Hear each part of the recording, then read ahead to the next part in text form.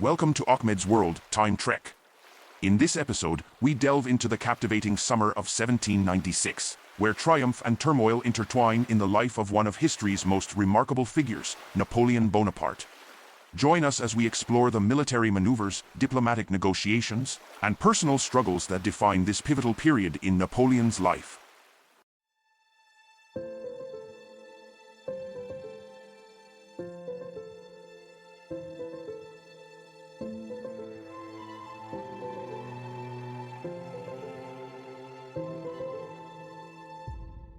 Upon his arrival at the headquarters of the Army of Italy in Nice on March 26, 1796, some claimed that Napoleon was an unknown figure to his divisional commanders. However, this was far from the truth. Napoleon had previously served as the head of artillery for the same force and had made valuable contributions to the Topographical Bureau with 3 detailed reports on winning the upcoming campaign. While there may have been initial resentment due to his appointment over more experienced generals, his officers were well aware of his capabilities. Napoleon's command consisted of 5 divisional commanders, each with their own unique background. The eldest, Jean Serrier, had decades of service in the French army, including the 7 Years' War. Pierre Augereau, known as the Child of the People and Proud Brigand, was a former mercenary and had a reputation for his dueling prowess. André Massena, who had started his career at sea, rose through the ranks rapidly and had already served with distinction in the Army of Italy. Amédée Laharpe, a Swiss officer with a distinctive mustache, and Jean-Baptiste Maynier, who had fought in the Army of Germany, completed the group. Initially, Napoleon's physical appearance and his young age did not impress his divisional commanders. However, as Massena later reminisced, Napoleon's demeanor changed when he put on his general's cap. He displayed a deep knowledge of their divisions, their equipment, and the spirit of each corps. With confidence and determination, Napoleon announced plans for inspection and forthcoming battles. Despite Massena's misremembering of the timing, he captured the essence of Napoleon's energy, his insatiable thirst for information, and his love for his wife, Josephine. Napoleon faced the challenge of earning the respect and trust of his experienced commanders, but his charisma, knowledge, and leadership qualities ultimately won them over. In that initial meeting, Napoleon showed his commanders how the Savona-Carcare road led to 3 valleys, any one of which could ultimately lead them into the rich plains of Lombardy. Piedmont had opposed the French Revolution and had been at war with France since 1793. Napoleon believed that if his army could push the Austrians to the east and take the fortress stronghold at Civita, it could knock the Piedmontese out of the war by threatening their capital, Turin. This would mean pitting 40,000 French troops against 60,000 Austrians and Piedmontese, but Napoleon told his commanders he would use speed and deception to retain the initiative. His plan was based both on Pierre de Bourset's Principles de la Guerre de Montagnes, 1775, and on an earlier strategy intended for use in a campaign against Piedmont of 1745, which had been aborted by Louis XV but which had also concentrated on capturing Civita.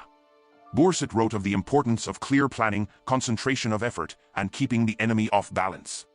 Napoleon's campaign in Italy was to be a textbook operation in both senses of the term. When Napoleon arrived in Nice, he encountered a poorly prepared and demoralized army. His soldiers lacked essential supplies such as overcoats, meat, and bread. The artillery was pulled by mules due to the death of draft horses from malnutrition. Many soldiers were shoeless or wore makeshift uniforms taken from the dead, and their muskets often lacked bayonets. The army had not been paid for months, leading to mutinous sentiments among the ranks. Fever was rampant, resulting in numerous casualties. In response to the dire state of his army, Napoleon took immediate action. He demoted General Maynier and tasked his quartermaster, Chauvet, with reorganizing the commissariat and dealing with corrupt contractors. He also sought financial assistance from Jewish financiers in Genoa and recalled cavalry units from their winter pastures in the Rhone Valley. Within days of his arrival, Napoleon disbanded a mutinous battalion, dismissed its officers and non-commissioned officers, and redistributed the soldiers among other battalions to enforce discipline. Napoleon's divisional commanders quickly recognized his tireless work ethic and energy. He demonstrated an exceptional capacity for hard work, ensuring that tasks were not neglected. He sent over 800 letters and dispatches within the first 9 months of his arrival, covering a range of topics from parade arrangements to musical performances. Generals Augereau and Massena were among the first to be impressed by Napoleon's abilities. Recognizing the importance of his political connections, Napoleon presented himself as a soldier with influence in the government. He assured his troops that he was a comrade with the confidence of the Directory and determined to secure their welfare. He frequently made demands to Paris for supplies and provisions, including the delivery of 5,000 pairs of shoes. Napoleon understood that well-fed and properly equipped soldiers were less likely to succumb to indiscipline. Napoleon appointed Alexandre Berthier, a former engineer and experienced military officer, as his chief of staff. Berthier proved to be an efficient and capable aide, possessing an exceptional memory and adept organizational skills. He accurately transcribed Napoleon's orders and ensured their prompt execution. Berthier's diplomatic nature and ability to translate general commands into precise written orders contributed to the efficiency of the staff work. Upon his arrival in Nice, Napoleon faced a poorly supplied and demoralized army. He took decisive actions to address the deficiencies, including reorganizing the commissariat, seeking financial assistance, dismissing mutinous soldiers, and demanding provisions from Paris.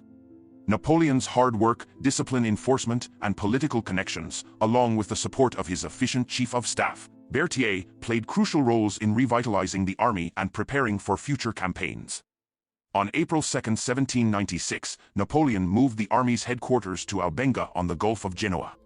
On the same day, Chauvet, a friend and lieutenant of Napoleon, died of fever in Genoa. This loss was deeply felt by Napoleon, as Chauvet was known for his activity and enterprise. Napoleon faced the challenge of the Austrian army, which was sending a large force westwards to Piedmont while the Piedmontese were being supplied by the Royal Navy from Corsica. Napoleon had to transport his supplies over the mountain passes of Liguria. Upon reaching Albenga on April 5, he shared his plan with Messina and La Harpe to cut off the enemy between Carcaire, Altar, and Montenot. He understood that the Austrian commander, Johann Beaulieu, was cautious and planned to exploit this trait. The Austrian alliance with the Piedmontese was weak, and Beaulieu had been cautioned against relying too much on it. Napoleon aimed to use a daring maneuver known as the strategy of the central position, remaining between the two opposing forces and striking at each in turn before they could unite. This strategy would become a hallmark of Napoleon's military career. Napoleon's letters to his wife, Josephine, continued throughout the campaign, with some written on the same day as major battles. The letters contained a mix of romantic expressions, self-centered thoughts, and complaints about Josephine's infrequent replies. Napoleon's letters often contained erotic allusions and desires to be reunited with Josephine. Some debate surrounds the meaning of terms like la petite baronne de Kiepen in his letters, with suggestions ranging from a reference to Josephine's sexual parts to the name of one of her lapdogs. Regardless, Napoleon's letters were signed with his name or initials, reflecting his pragmatic approach even in romantic correspondence. In April 1796, Napoleon reported to the Directory that his army was in a state of destitution and insubordination due to the lack of supplies. However, he believed that these challenges were surmountable. The army of Italy, with 49,300 men, was outnumbered by the Austrians and Piedmontese, who had around 80,000 troops. Despite the Austro-Piedmontese forces launching their offensive earlier than expected, Napoleon quickly turned the situation around. Within 48 hours, Napoleon counterattacked and achieved victory at the Battle of Montenot by fixing the enemy in place and then sending forces to envelop them. This victory was followed by engagements at Millesimo and Dago, where Napoleon exploited the differing strategic imperatives of the retreating Austrians and Piedmontese. He then won another decisive victory at the Battle of Mondovì, which led to the Piedmontese suing for peace. Napoleon's fluid campaign in Italy was driven by the lack of heavy siege weaponry and resources for conducting sieges. Despite the hardships faced by his army, Napoleon praised their resilience and promised them the conquest of Italy, urging them to respect the people they delivered from enemy rule and prevent pillaging. Napoleon was genuinely concerned about the pillaging conducted by his troops and issued orders to repress it. He differentiated between living off the land due to insufficient supply and fearful pillage. He emphasized the importance of speed in his strategy, allowing for faster movement and the use of forced marches. The French army often marched without tents, carrying only essential baggage, and ammunition wagons followed closely behind. In his memorandum on scientific road building of 1775 were taken up. Lighter field guns, more roads, smaller baggage trains and far fewer camp followers helped Napoleon's armies to move at what he calculated to be twice the speed of Julius Caesar's. Overall, Napoleon's victories in Italy were achieved by exploiting the weaknesses of his opponents, employing concentration of forces, and maintaining a fast-paced campaign. During the armistice negotiations with the Piedmontese at Cherasco, Napoleon demonstrated his assertiveness and military strategy. He sarcastically dismissed a plenipotentiary's suggested terms, emphasizing that he didn't need advice from his enemy to understand the requirements of his army. In the negotiations, the Piedmontese were compelled to concede several fortresses and territories to the French, including Tortona, Alessandria, Coni, Siva, and the route to Valence, as well as the territory between Coni and the Stura, Tenero, and Po rivers. Napoleon cleverly inserted a secret clause in the armistice agreement, which granted him the right to use the bridge over the river Pa at Valenza.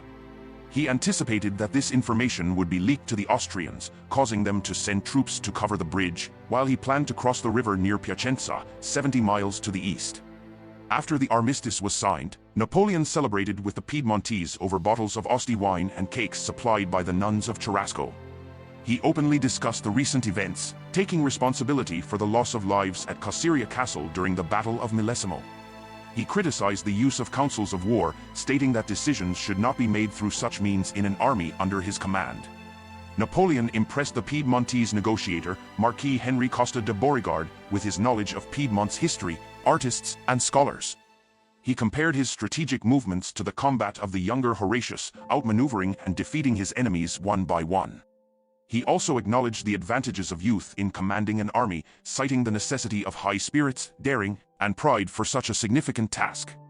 Aware that he had exceeded his authority by concluding a diplomatic agreement with a foreign power, Napoleon wrote to Paris, explaining that the armistice was a temporary respite to defeat the other wing of the enemy army. To address any potential objections from Paris, he promised to levy contributions from various Italian regions, including Parma and Genoa, which would provide him with the necessary funds to pay his army in silver instead of depreciating paper money.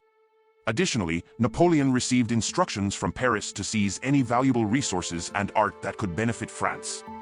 He requested a list of the pictures, statues, cabinets, and curiosities held in Milan, Parma, Piacenza, Modena, and Bologna.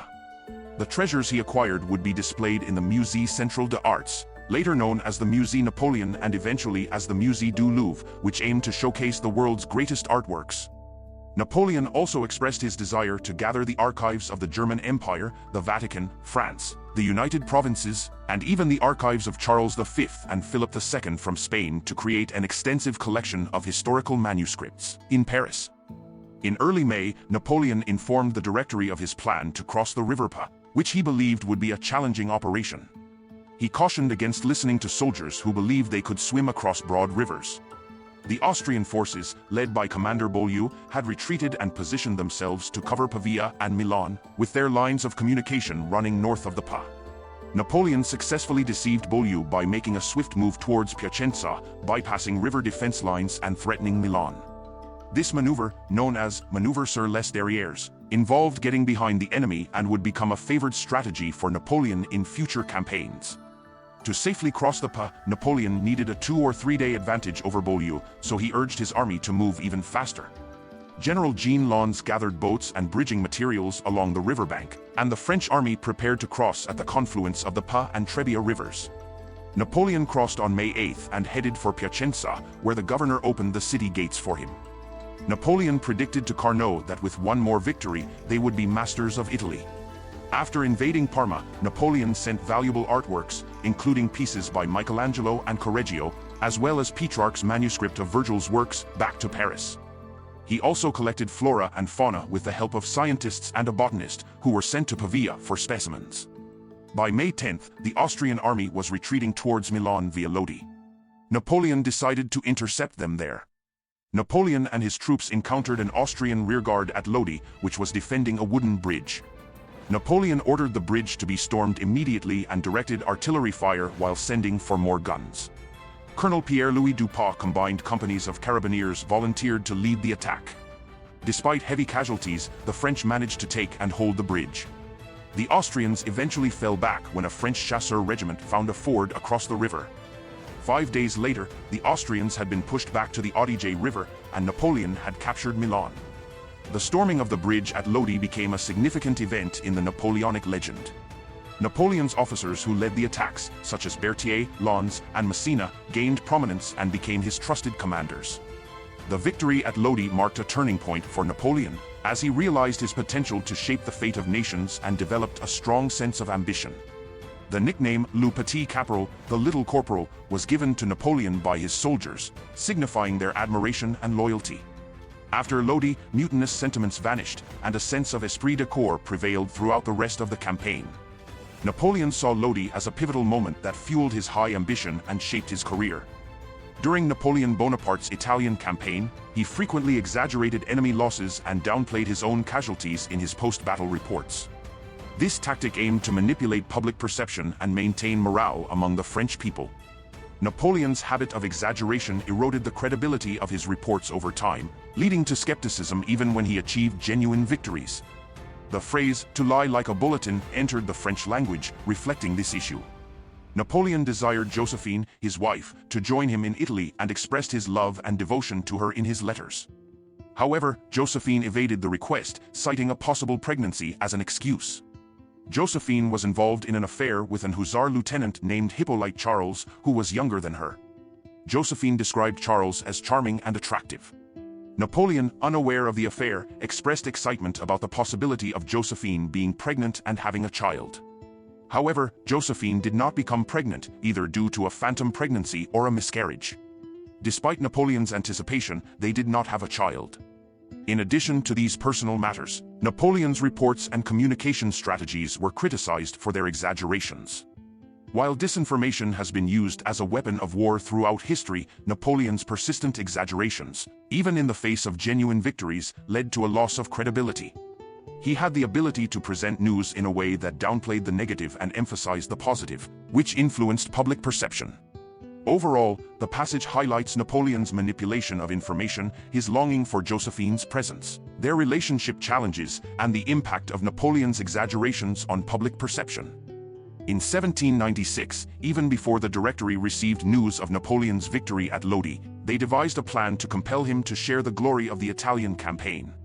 They were concerned about the growing public adulation surrounding Napoleon due to the lackluster performances of other generals. Previous betrayals by General Dumouriez had made the government wary of granting too much power to any one general. When Napoleon requested reinforcements for his army, the Directory agreed to send the troops to Italy but insisted that General Kellerman, the commander of the Army of the Alps, accompany them and share command of the Army of Italy. Napoleon, in response, threatened to resign, expressing his need for full confidence from the Directory. He also disparaged Kellerman, stating that he had no respect for him. Napoleon believed that it would be better to have one bad general rather than two competent ones, emphasizing the importance of tact in war and government. In his official reply to the Directory, Napoleon displayed tact, stating that General Kellerman had more experience and would do a better job than himself. However, he added that if they were to work together, they would both perform poorly. Napoleon recognized that he and Kellerman would clash, making it impossible for them to serve as co-commanders or for Napoleon to be subordinate to Kellerman. His resignation threat, coupled with his recent victory at Lodi and capture of Milan, effectively ended the scheme proposed by the Directory. Napoleon understood that as long as he continued to win battles, he would have the upper hand over the Directory, even though he outwardly maintained rhetorical obedience to them. However, his disdain for the Directory was growing. When Napoleon's letters to the Directory were published in the Moniteur, they were heavily censored, omitting jokes and gossip. For instance, Napoleon had made sarcastic remarks about Duke Hercules III of Modena and suggested that his negotiator, Senior Frederick, was the Duke's illegitimate brother. Barras, a member of the Directory, later claimed to be shocked by the humiliating and sarcastic remarks, but it is likely that he enjoyed them at the time. On May 15, 1796, Napoleon entered Milan in triumph. While he was cheered by the crowd, he understood that conquerors were often welcomed into the cities they occupied. Many Italians were relieved that the Austrians had been expelled but felt apprehensive about their French replacements.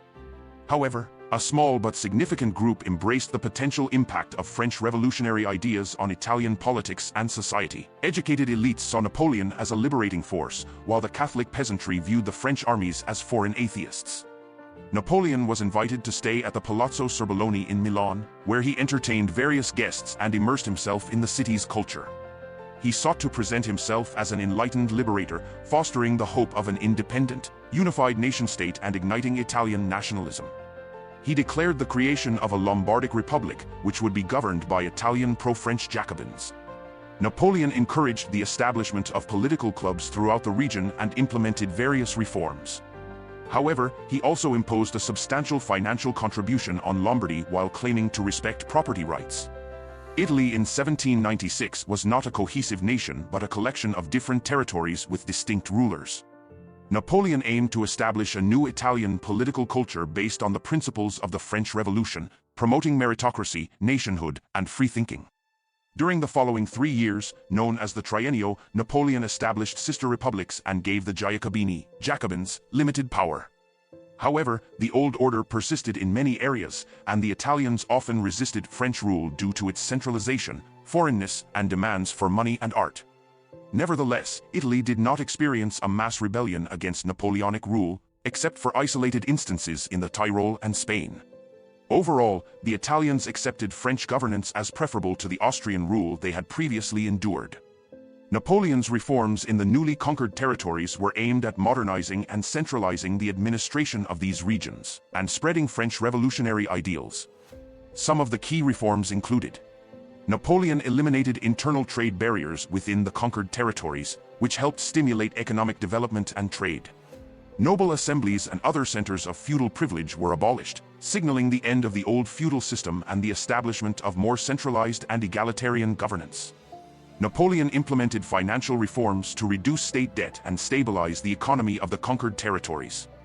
The restrictive guild system, which imposed regulations on trade and industry, was ended, allowing for more economic freedom and competition. Napoleon imposed religious toleration, ending discriminatory practices and granting religious freedom to different religious groups. Napoleon closed ghettos and allowed Jews to live anywhere, promoting their integration into society and granting them equal rights. In some cases, Napoleon nationalized church property, reducing the influence and wealth of the Catholic Church and using its resources for state purposes. These reforms aimed to bring about social, economic, and political transformations in the conquered territories, aligning them with French revolutionary ideals of equality, liberty, and progress. Napoleon believed that by imposing these reforms, he was spreading enlightenment and civilization to peoples who lacked rights and equality before the law. The French revolutionary elites saw themselves as leaders of a new form of civilization and believed that the French model of government was superior. To convince Europe of the superiority of the French model, Napoleon not only focused on military victories but also emphasized the need for collaboration and active participation from the conquered territories. His administrators moved swiftly to implement reforms and establish French control, aiming to win the peace after winning the war. By showcasing the benefits of French governance and the positive changes brought about by the reforms, Napoleon sought to demonstrate the advantages of adopting the French model of government. Overall, Napoleon's reforms aimed to centralize administration, promote economic development, abolish feudal privileges, ensure religious toleration, and spread French revolutionary ideals throughout the conquered territories. These reforms were met with mixed reactions, but they played a significant role in shaping the political, social, and economic landscape of the regions under French control. On June 2, 1796, Napoleon initiated the siege of Mantua, which was well provisioned at the time. His forces were spread thin as they were also engaged in capturing Milan's citadel and dealing with a revolt in the north. Napoleon had received orders from the Paris government to spread the revolution southward into the Papal States, expel the Royal Navy from Livorno, and threaten Venice to prevent them from aiding Austria. He planned to gather siege equipment from Antibes to Milan and capture additional guns in Bologna, Ferrara, and Modena to carry out these objectives. Prior to the siege of Mantua, Napoleon crossed the Mincio River at the Battle of Borghetto on May 30th, forcing the Austrian General Beaulieu to retreat northwards. After a close call during the battle, Napoleon dismissed his bodyguards and appointed a new company of chasseurs under General Jean-Baptiste Bessières. Emperor Francis then replaced Beaulieu with Field Marshal General Dagobert von Wurmser, who had gained his reputation during the 7 Years' War. The quadrilateral, consisting of the fortresses of Mantua, Peschiera, Legnano, and Verona, held significant strategic importance for the Austrians in northern Italy. These fortresses guarded the entrances to the Alpine passes and controlled access to the Po River and Lake Garda. Although Napoleon preferred maneuvering rather than conducting sieges, He had no choice but to besiege Mantua with his limited force of 40,400 men. Mantua was a formidable stronghold, protected by a lake on 3 sides and thick walls on the 4th. The Austrians initially outnumbered the French and had superior artillery firepower. However, Napoleon's army was well provisioned from the Lombardy plains and able to sustain the siege. On June 5, Napoleon met with diplomat André-François Maillet de Melito, the French minister to Tuscany. Maillet described Napoleon as having a slender figure and a unique hairstyle, wearing a straight coat with narrow gold embroidery and a tricolored feather in his hat. Maillet also noted Napoleon's commanding presence and the respect he commanded from his subordinates. Despite the Directory's desire for Napoleon to march on Bourbon Naples, he recognized the risks involved and instead defied their orders. He instructed Maillet to negotiate an armistice with Naples, requiring the withdrawal of Neapolitan cavalry regiments from the Austrian army and their ships from the Royal Navy Squadron at Livorno. Faced with the threat of invasion, the Neapolitan negotiator quickly agreed to the terms. In the midst of these events, Napoleon continued to write passionate letters to his wife Josephine, expressing his emotions and seeking solace. His letters were filled with love, anger, confusion, and self-pity, serving as a form of release from the pressures of politics and military affairs. The boundary between his letters to Josephine and his fictional work, Clisson et Eugenie, became blurred as he aimed for maximum emotional impact in his writing. Napoleon's tumultuous relationship with Josephine was filled with sorrow and longing. He poured out his emotions in overwrought letters to her, expressing his deep love and devotion. However, Josephine's responses were often brief and infrequent, leaving Napoleon feeling neglected and unloved. In his letters, Napoleon questioned Josephine's feelings for him and speculated on the reasons for her apparent distance. He vacillated between resignation to her lack of love and grasping at any possibility to explain her behavior, even entertaining the thought that he will kill himself if something happened to her. The uncertainty and pain of their relationship weighed heavily on Napoleon, causing him immense anguish. Despite his emotional turmoil, Napoleon rarely shared details about the war or his innermost thoughts with Josephine. He may have feared that his letters could be intercepted by the enemy, or perhaps he viewed her as frivolous and indiscreet, unworthy of his trust. Instead, he focused on expressing his love and desire for her, often in vivid and passionate language. Napoleon's ability to compartmentalize his life was a characteristic that served him well as a statesman. He could separate his personal struggles from his military and political endeavors, allowing him to concentrate his attention as needed. This compartmentalization allowed him to continue his military campaigns and achieve significant victories, even in the midst of his emotional turmoil with Josephine. Ultimately, their relationship was marked by intense passion, but also by a lack of true communication and understanding. Napoleon's letters revealed his deep longing for Josephine, his willingness to endure suffering for her sake, and his inability to let go of his love for her, even when faced with disappointment and heartbreak. As we conclude this episode of Ahmed's World Time Trek, we have witnessed the extraordinary summer of 1796, where Napoleon's military genius clashed with his personal anguish. From the victorious battles and the crucial siege of Mantua to the complex dynamics of his relationship with Josephine, Napoleon's journey unfolded amidst a backdrop of political challenges and strategic triumphs. Join us next time as we embark on another thrilling adventures of Napoleon's life. Hope you like this, and don't forget to like and subscribe for more videos like these.